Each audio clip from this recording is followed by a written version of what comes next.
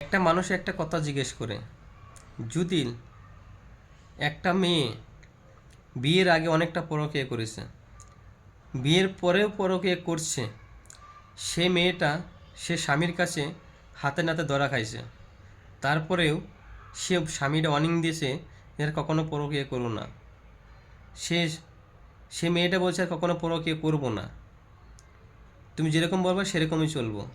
কিন্তু তারপরেও তাহলে সেই মেয়েটা রিপিট আবার পরকীয়া করে, তাহলে সেই মেয়েটা কোনোদিন ভালো হবে? তার কোনো ভালো হওয়ার কোনো চান্স আছে? তাকে বিশ্বাস করা যাবে? একটু কমেন্টে বলবেন তো।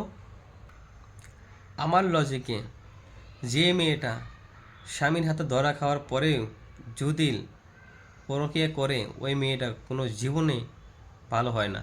কারণ কোনো জীবনে তার ভালো হওয়ার কোনো চান্স থাকে না। কারণ আজকে না কালকে, কালকে না পরশুদিন 5টা মেয়ে হইলি বা 5টা সন্তান হইলি তারপরেও সেই মেয়েটা পরকীয়া করবে। কারণ তার ওটা একটা কালচার তার।